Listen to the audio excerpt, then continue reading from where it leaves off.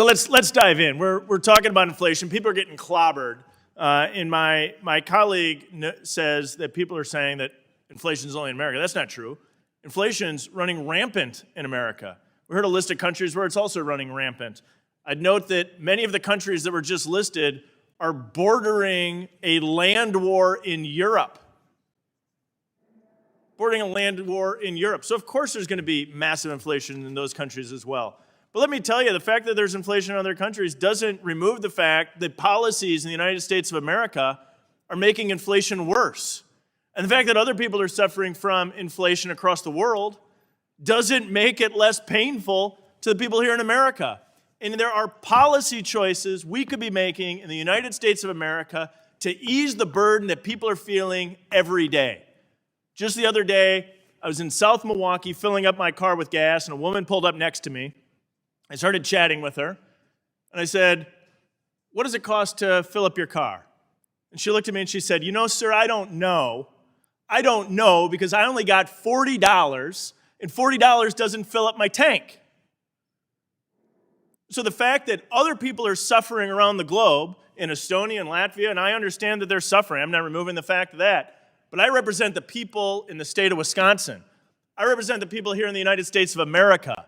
And we have an opportunity in the United States of America to turn the course on policies to ease the burden on people that are suffering. And my Democratic colleagues continue to put forward bills before us that add to the spending problem that we're having here in the United States of America. They want to add $5 gas fuel to the fire. It's absolutely nuts. We have the opportunity to unleash American energy and lower the burden that Americans are facing when they're paying for their heating bills in the winter and their air conditioning bills in the summer. We have the ability to change policies here in the United States of America to ease the burden of that woman in South Milwaukee who only has $40 to fill up her car. We have the opportunity to turn the corner on runaway spending and get spending under control. But instead, we continue to hear policies from the left that want to limit the supply of energy, to drive up their costs, to have some transformational change. Tell that to the woman in South Milwaukee who has $40 to fill up her car with gas.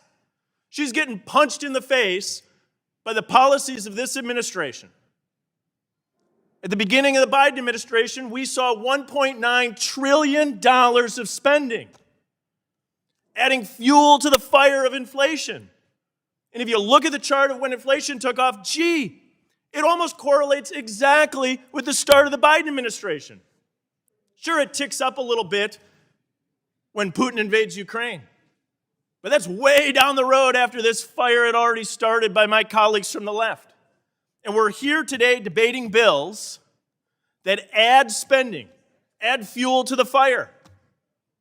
Our ranking member inserted a whole host of articles into the record. But you don't even have to read them all. All you got to go do is speak with the American people. They're darn frustrated. They're sick and tired of the spending. They're sick and tired of the energy policies coming out of this administration. Now is the time to change course because people are getting pummeled.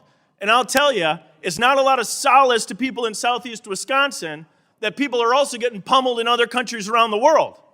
It's time that we begin to change course on our policies here in the United States of America so people who are getting clobbered, who are getting punched in the face by these higher prices, who are getting clobbered, have an opportunity to be able to afford the things that they need to support their family. I hope we begin the process of sobering up to the reality that Democratic policies have a real impact on the people in America. Adding fuel to the fire by more spending is not the path. Mr. Chairman, I'll yield back.